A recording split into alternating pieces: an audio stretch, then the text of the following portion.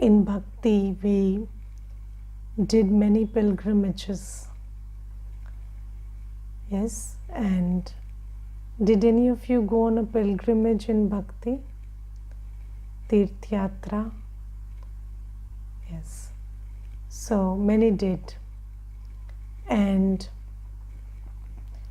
so in Bhakti, the body goes on a pilgrimage. Yes. So the body has to leave home. Only then can you go on a pilgrimage. Can you sit at home and go on a pilgrimage? No. Yesterday, there was this lady and she had come and she was telling me that my husband doesn't talk to me. And I said, why? So she said, when 10 years back, I was a very big bhagat and I went on a pilgrimage which took at least 5 months. So I and my friends, we went, and 5 months we were just, from one place to another, we were just moving. And in that time, although my husband had agreed to it, when I came back, he got very tired from taking care of the household and the children and this and that. And then when I entered, he just told me, you don't care for anybody, do you? So you live with your God for whom you went. And now I and you don't have any relationship. And at that time I thought it's a temporary thing that he's saying. But it so happened that it became very permanent. And we never talked after that. And she said he just lost interest in me because of that. And then she said that, but sister, my journey continued, and that happened 10 years back. But 1 year back, I got Gyan. And then I think, he blessed me to find God. And I found Baba. And then now I'm constantly on a pilgrimage. But then this is a better pilgrimage because nobody minds.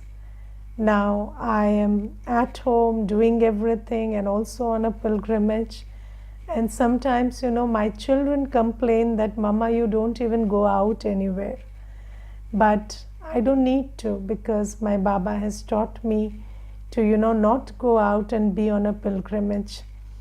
And then she told me that, Didi, if I had found Baba 10 years back, then probably I and my husband would be talking, because I would be on this pilgrimage and not that. So this is an interesting sharing that happened only yesterday. And today's Baba's Murli was also very connected to this. So Baba says in Bhakti, the pilgrimage is done by the body. So you have to leave home, you have to leave everything, and then set off on a pilgrimage and you return there, okay? But here there are many differences. So Baba says that this pilgrimage is a spiritual pilgrimage. The soul does it. So the body can stay where it is. So you can live in the household, do everything, but be on a pilgrimage. But then if the soul has to be on a pilgrimage, there has to be soul consciousness. Yes, because how can you be on a pilgrimage without, being in the consciousness of the one who is on the pilgrimage?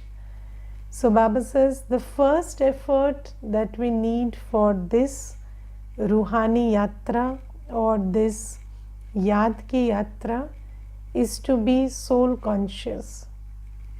Because in Bhakti, when you are conscious that I am a Bhagat and God is there on the mountain, then you have so much love for God that you set off and go to the mountain and see him or see his image. You don't see him, of course, but see an image which is told it is God's image, and you love it and you do it with a lot of love.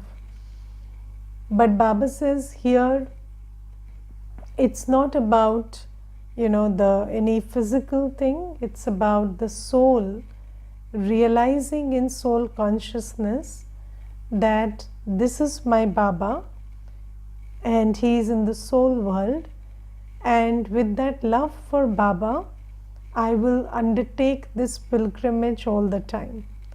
But when will you have love for Baba? When you're soul conscious. Otherwise you cannot undertake this pilgrimage. Now, what is soul consciousness? So you see that there is so much body consciousness that it is very difficult to arrive at soul consciousness, because everything that we think about all through the day, whatever awareness we are in, is all body consciousness. Yes, so you are aware of the body, the work you do, the things you have, the relationships around you. Everything is body consciousnness. Your aims, desires, ambitions, everything in the old world is body conscious. And what is soul consciousness? So when you understand that I am an actor and I am completely different or detached from my role. So there is this role, this birth, the details of the role, the character I play in this birth. So you play a certain character, that character has a name. So have you seen an actor has a character and that character has a name, and that character is not the actor. Yes, so you have a certain character to play in this drama, and in this scene, which is in this birth, you're wearing that costume, you are having that name, you're playing that character all day, and that character has many facets. That character has work, that character has labels, that character has relationships, but they are all the work, the relationships, everything of the character, not yours. Yes? Yes, whose relationships are they? They are not your relationships. They are the relationships of the character you play. Do you understand this? Yes? Not your children. Yes? Whose children? The children of the character you play. Would you say they are children of the soul? No. The children of Trupti Ben ya Shilpa Ben, yes? So, whose children? The character, the children of the character you play. Yes, so that is, so when you understand that I am separate and every character that I play is separate. Okay, so when you detach yourself from the character, then who are you? You are just a soul at the end of your 84 births, and it is time to go back. Your Baba is here. So your only job is to listen to Baba, follow his Srimad, remember him, hold his hand all the time. And what is Baba's hand? Srimad. So hold Baba's hand, walk with him, be with him, follow him, and then get ready to go back. This is my job as a soul. And then the character I play is different. So in soul consciousness, I also play my character, but then as soon as I detach from it, I become soul conscious. Okay, and is soul conscious and Atam Abhimani? Yes, they are the same. Okay, so Baba says that this is how you become soul conscious. And when you become soul conscious, then who do you remember? It is I the soul and my Baba. Baba is my world. So when you're soul conscious, your buddhi will automatically go to Baba. And Baba says, you keep yourself at this journey. Yes, and have you seen that when pilgrims, so these days, pilgrimage is more about holidaying and entertainment and fun. But earlier, pilgrimage used to be done with a lot of devotion, and pilgrims used to go barefoot and walk, miles and miles and reach the destination. So once a pilgrim sets off, then they have the urgency to reach the aim. So Baba says they don't stop. They only stop to take some rest and recharge, but they are continuously on the journey. They want to cover as much ground as they can. So Baba says similarly, we spiritual pilgrims have to be on this continuous journey of pilgrimage. Yes, our pilgrimage has to be continuous all the time. When you take a break to play your character, okay, but then even at that time you have to keep that awareness, so that it doesn't get shaken. And then as soon as you get relieved from it, again go on a journey. So sit in the remembrance of Baba. And what is our aim? Our aim is to be completely bodiless, so that we can go back home. So the more and more we are soul conscious, so you see that when it is the time to go home, it is your state of being which determines where you will go. So if you see the aim, it is arriving at that frequency which is in alignment with the frequency of the soul world. Okay, so I have to be completely pure, peaceful and bodiless. And that we will become by being soul conscious and constantly remembering Baba. And Baba says, so take this pilgrimage seriously. And then the second thing that Baba says, which is very interesting, you also keep earning on this pilgrimage. Yes. So do you understand that when people set off on a pilgrimage in bhakti, they spend everything they have earned. Okay, they have earned everything and then they spend it and then they go on a pilgrimage. But in this pilgrimage, you earn while you are on the pilgrimage. And Baba says that Baba's remembrance is like putting a zero. And when a 0 is added to 1, it becomes 10. And then you add another 0 to 10, it becomes 100. So a pilgrimage is like that. The more you are soul conscious, you remember Baba, the more you earn. Now, why is it important to understand this point of earning? Because, the character you're playing right now is the character of an indebted soul. You see, you're basically a person struggling to pay off your debts in this world. And the more earning you have through this spiritual pilgrimage, the more spiritual income you earn, it will get easier to pay off your debts. So it not only helps you, the soul, in your spiritual journey, but even in the character you're playing, it helps you because you have more currency to pay off your debts. Yes, so have you seen that every day at least 10 people who you have taken debt from arrive at you, and then they keep asking you for more patience or more tolerance, more humility from you, and you need that currency to play that character well.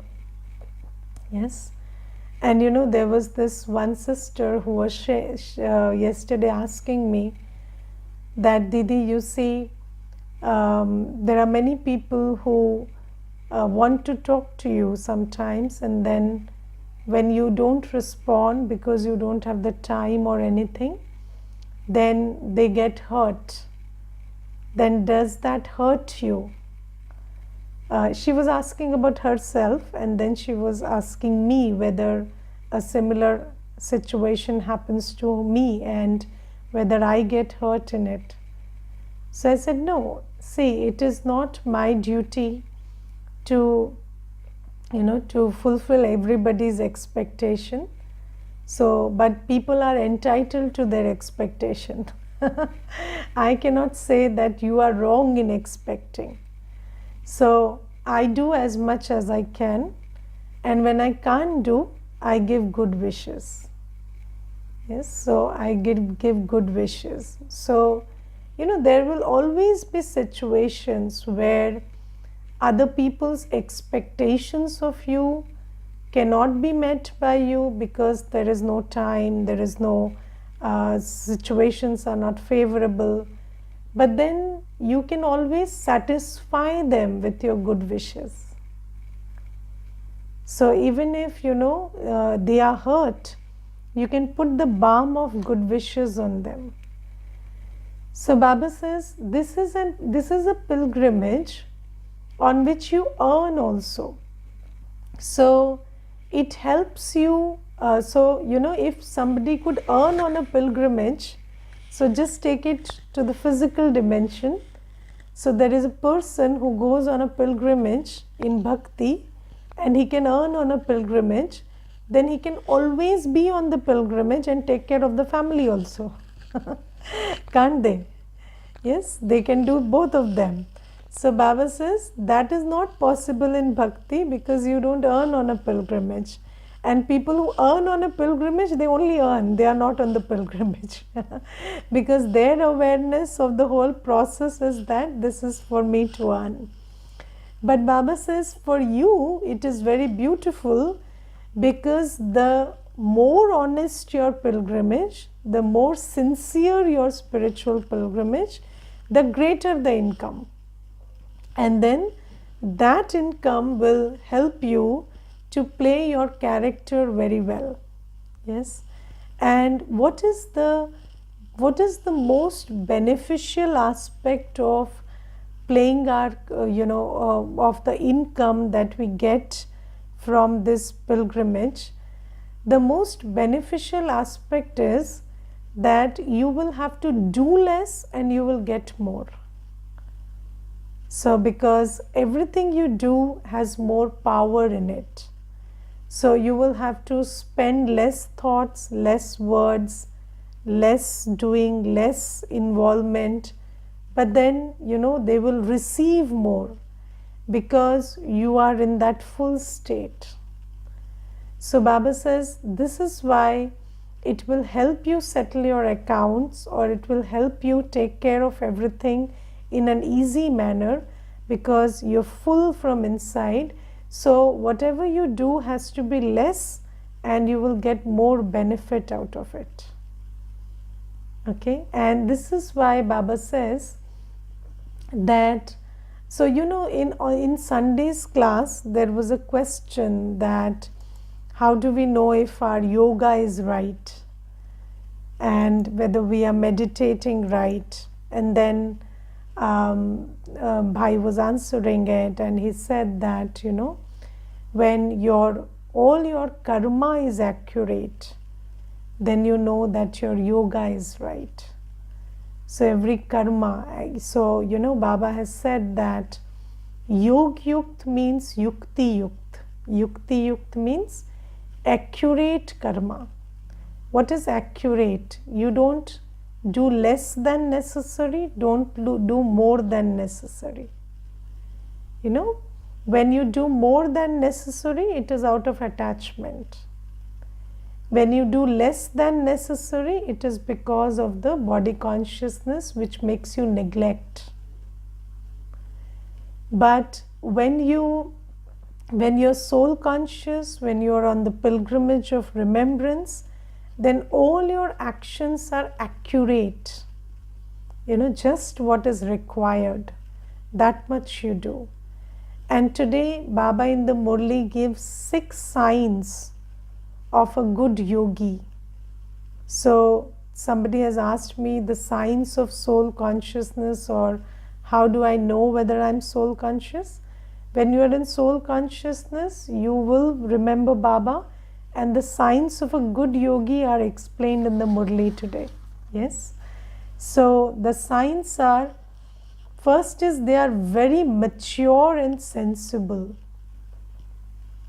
They are very mature and sensible. What is maturity? Maturity is a very interesting word. In Hindi it is called Gambhirta. And what is maturity? Maturity is, Baba sometimes says that the plays and tantrums of childhood. So, when children are young, they throw tantrums. So, you don't throw any tantrums. You're very mature. You understand the importance. You have experience. Experience is a big part of maturity. You have experience about, who are you, who you belong to, and what needs to be done in every situation. And Baba says this is the sign of a good yogi. You're very mature and sensible. Are you mature and sensible? Or do you later think that what I did was very childish?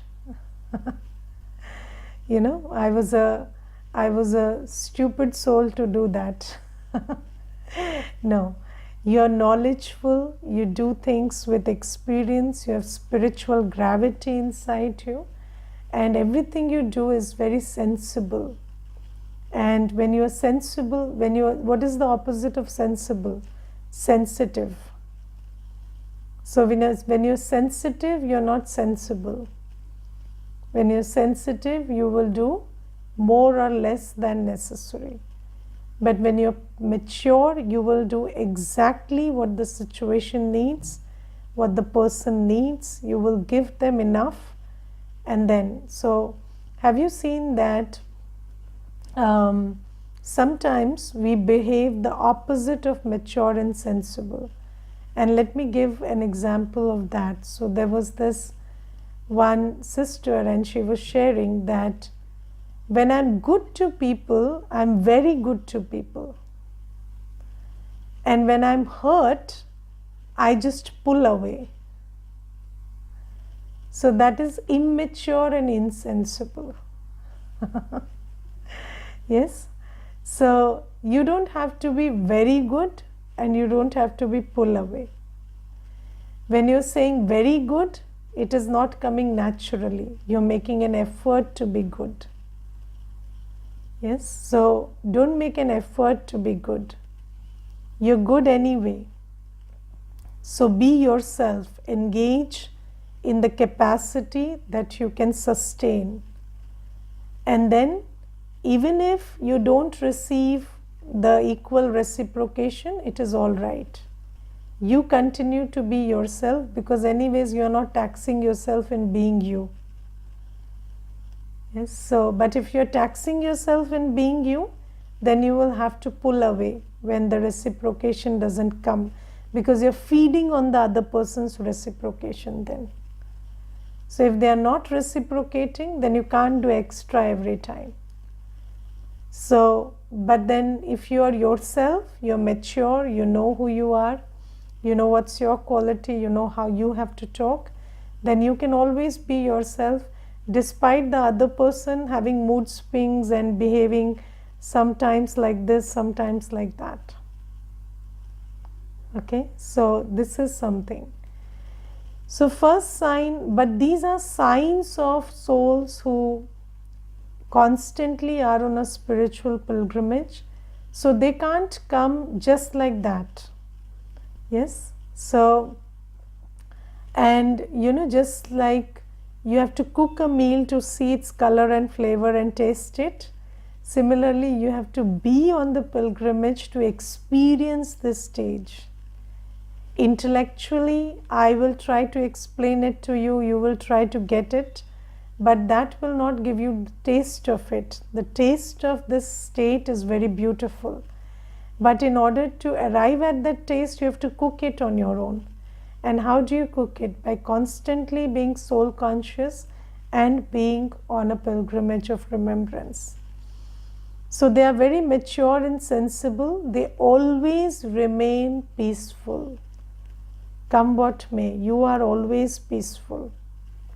Because you know that this drama will go on, but I am with Baba and I am peaceful. So this is the point. Then the second thing, they do not have any impure arrogance. Now let me tell you, there are three things.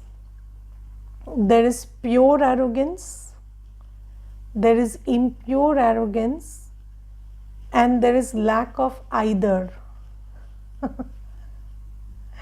There are three situations, yes? And the first thing, impure arrogance, is that you have a lot of, you appear to be, having a lot of self-esteem, but that self-esteem is based on what you have and what you do. So that's why that self-esteem is very prone to attack. And that self-esteem gives you a lot of fear and uncertainty rather than certainty. So that is impure arrogance. Yes, so if you are, if you have built your self-respect on what you have and what you do, then it is always very prone to attack, because every time somebody has more than you or does more than you, then you feel thwarted and threatened and insulted. Yes, so that is impure arrogance. Second is pure arrogance. You are in arrogance of who you are as a soul. Yes, you have the intoxication that I belong to Baba. I am a deity soul, I am a Brahmin soul. And this gives you, this is never prone to attack, because this Swaman has been given by God and nobody can take it away. Yes, nobody can tell you you don't belong to Baba, because Baba has told you you belong to me, and Baba doesn't take it away. You can only spoil your pure arrogance by your own karma. Nobody can take it away, nobody can threaten it. And this is why it is a source of power in you. And it gives you, your intellect, your sanskar, a lot of power. That is why with this pure arrogance, you have better discernment, you have better decision making, your sanskars are purer, everything works better with this pure arrogance. And I will also tell you a third situation where there is neither impure arrogance nor pure arrogance. Then what do you become? You become a doormat who becomes the, who everybody kicks and throws here and there. But then you don't understand that you need to do something about this state, because you don't even understand your own dignity, and you don't understand that what you should do, what you shouldn't do, where you should stop, where you should withdraw, where you should engage. You don't understand all of those things. And sometimes this situation also is very prevalent these days, when people have neither ego nor self-esteem. So this is why it is very important to not have ego, but it is equally important to have self-esteem. Self-esteem which comes from Baba, which comes from knowing who you are, which comes from following Srimad.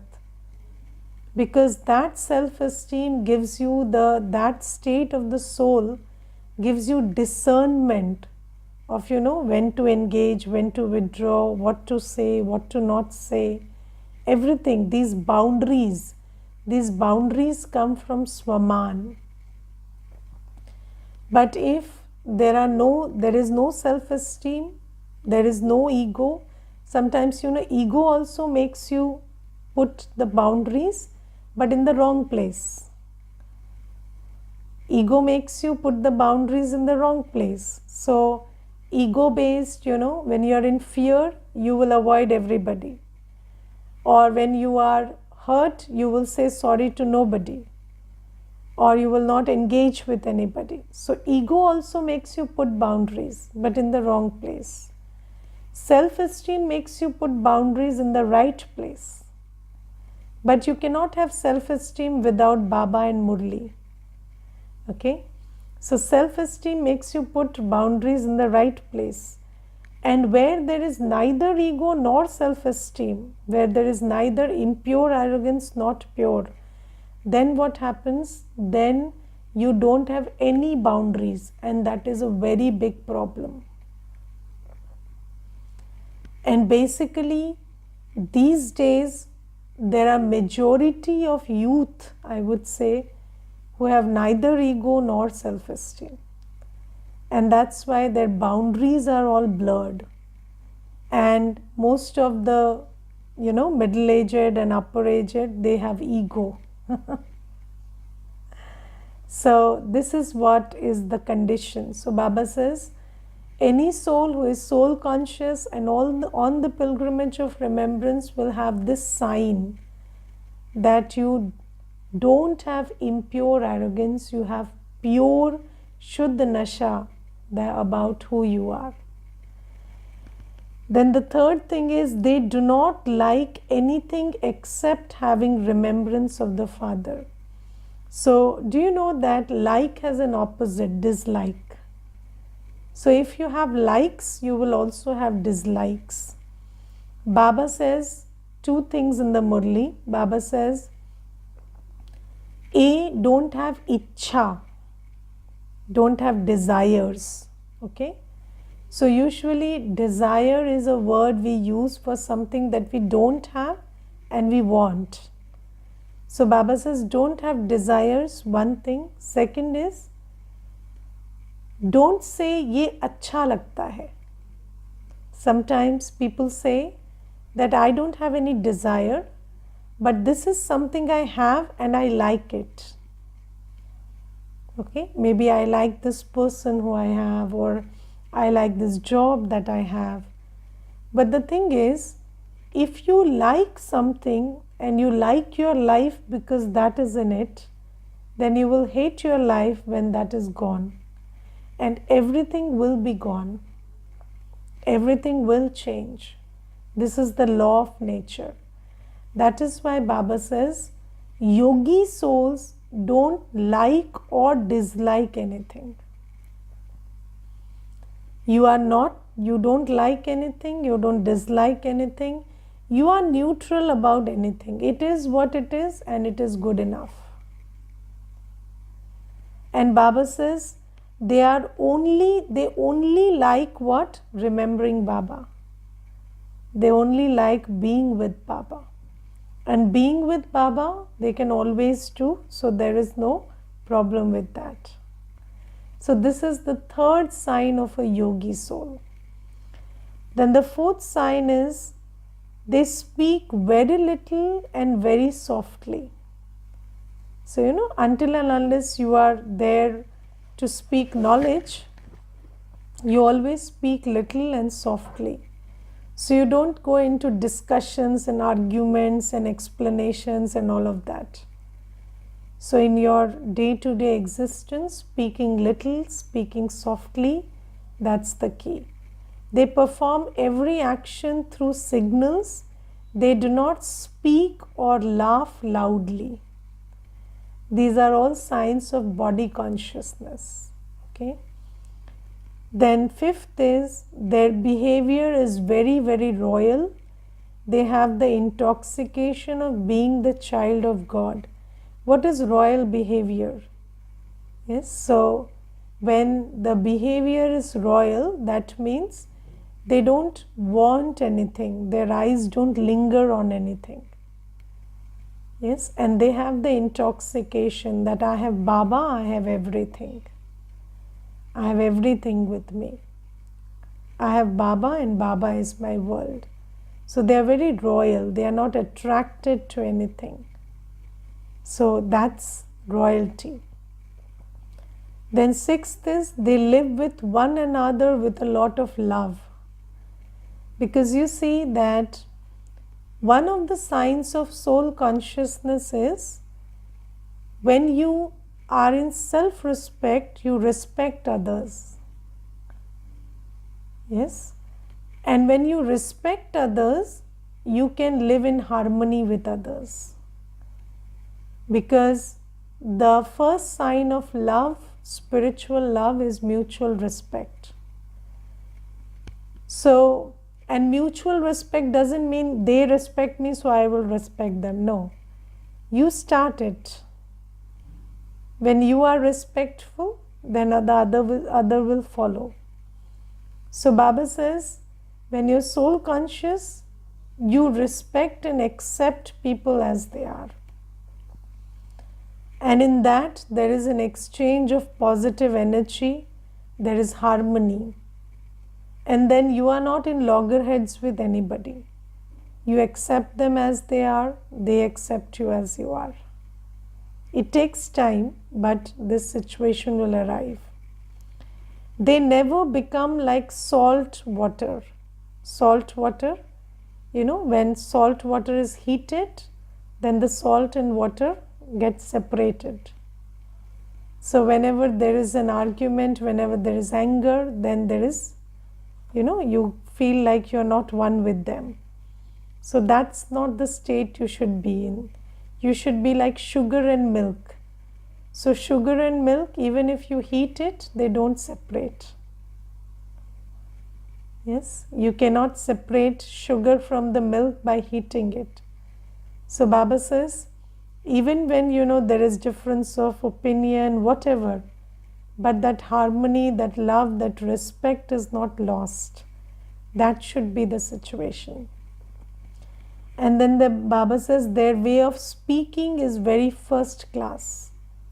Yes, and what is first class speaking? Less speaking, soft speaking, and sweet speaking, and accurate words.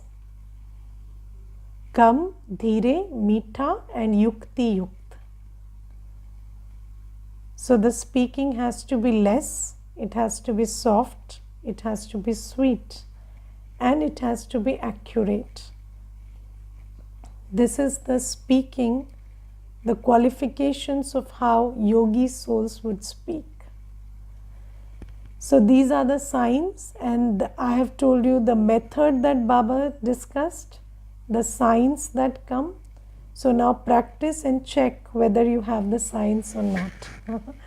Okay, Om Shanti.